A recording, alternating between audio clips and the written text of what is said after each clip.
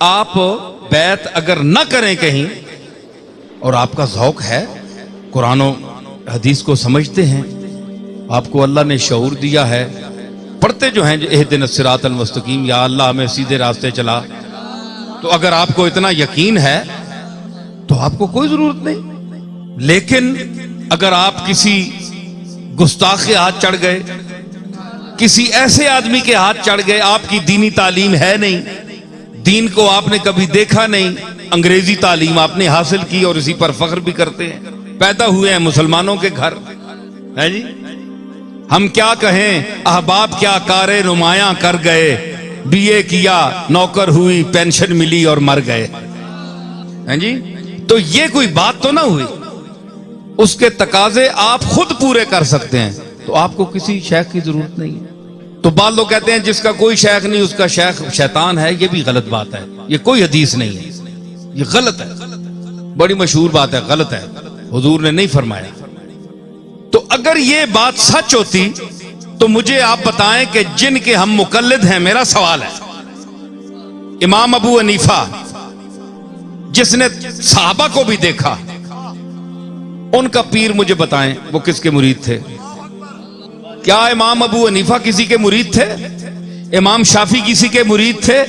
امام مالک، امام احمد ابن حنبل، امام محمد، امام ظفر، ان فقہا کا، اور بڑے بڑے یہ جو علماء گزرے ہیں ہمارے فقہا محدثین، بخاری کا مجھے پیر بتائیں، ترمذی کا، ابن ماجہ کا، نسائی کا، یہ جتنے محدثین ہیں ان کا کوئی پیر نہیں ہے، کوئی شیخ نہیں۔ یہ خود اللہ نے اتنی صلاحیت دی تھی کہ قرآن اور سنت کے حوالے سے یہ خود منزل پر پہنچ گئے، سمجھ آئی؟ تو اس لیے اگر اس منزل کا کوئی آدمی ہو تو وہ بے شک نہ کرے اس منزل کا۔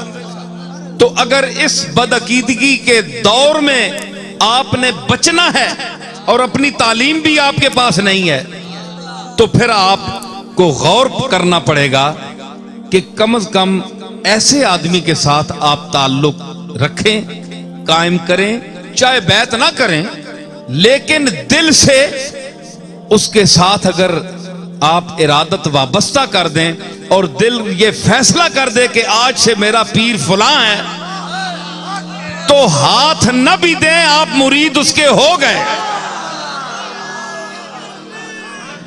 اچھا ویکھو جی، اس تے دلیل کے وے کہ وہ بیعت ہو گئے، بیعت ہو گئے، اے سنو، ہاتھ وچ ہاتھ نہیں دیتا تے بیعت ہو گئے، ہاتھ میں اب ذرا بیدار ہو جائے، میں آ گیا ہوں اپنے رنگ پہ،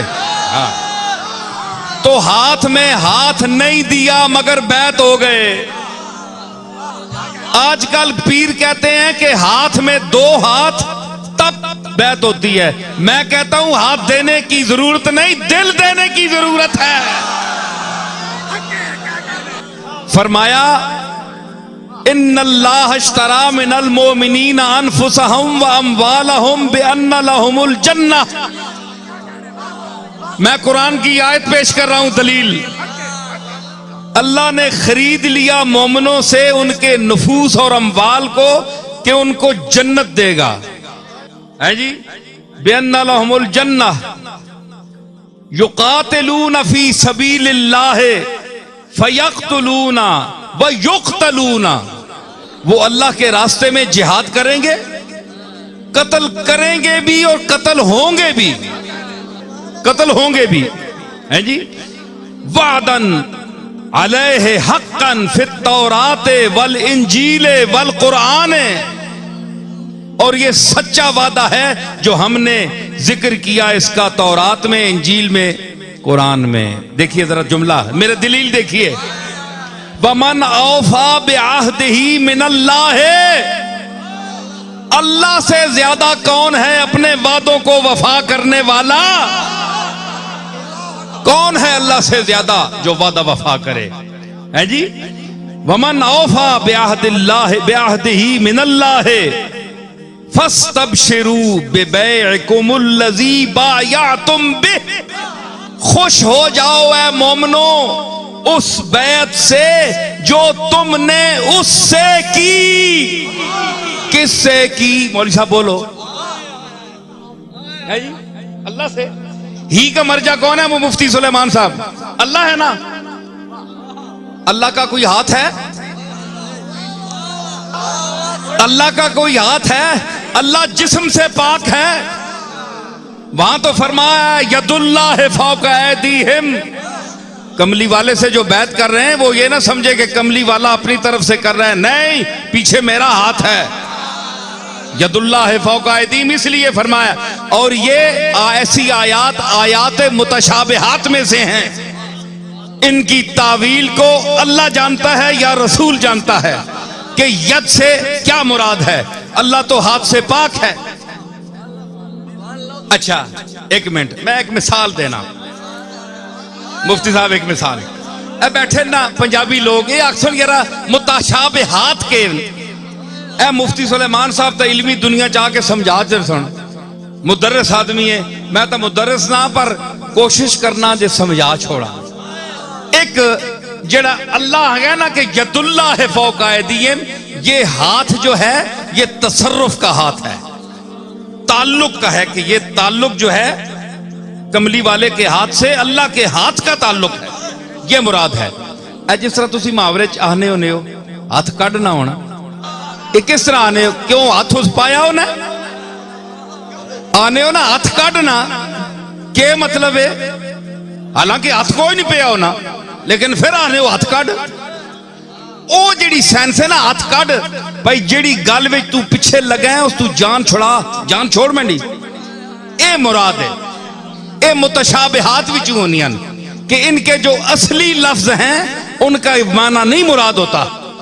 کہ اگرچہ لفظ وہی بولا جا رہا ہے کہ ہاتھ کڈ، لیکن اس کا اصلی معنی مراد نہیں ہے کہ اصلی میں یہ استعمال ہوتا ہی نہیں ہے جی. تو اسی طرح ہے یہ متشابہات میں سے. ما یلیق بشان ہی، اللہ کی شان سے جس طرح لائق ہے. جس طرح خلق تو بیدیہ، میں نے اپنے ہاتھوں سے انسان کو پیدا کیا. تو اللہ کے ہاتھ کہاں ہیں جی؟ تو اللہ کے ہاتھ کہاں ہیں؟ یہ سب متشابہات میں سے ہیں کہ ایک محاورے کے ساتھ ان کو یعنی بیان کر کے ایک سمجھانے کی کوشش کی گئی ہے. یہ مراد نہیں کہ جہاں جو لفظ ہو اس کا معنی ضروری وہی کرنا پڑے گا. ٹھیک ہے نا؟ تو اللہ نے یہاں فرمایا وَمَنْ أَوْفَى بِعَهْدِهِ مِنَ اللَّهِ، اللہ سے زیادہ کون وعدہ وفا کرنے والا ہے. فَاسْتَبْشِرُوا بِبَيْعِكُمُ الَّذِي بَايَعْتُمْ بِهِ.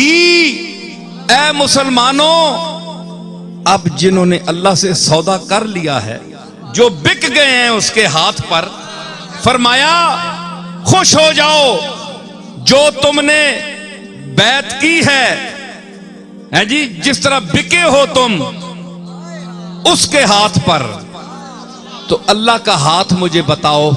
یہاں سے استدلال ہے کہ اللہ کا ہاتھ نہیں ہے. اللہ کہہ رہے ہیں کہ پھر بھی تم مجھ پر بک سکتے ہو. اسی طرح پیر کے ہاتھ پر بیعت نہ ہو، اس کو پیر مان جائے تو وہ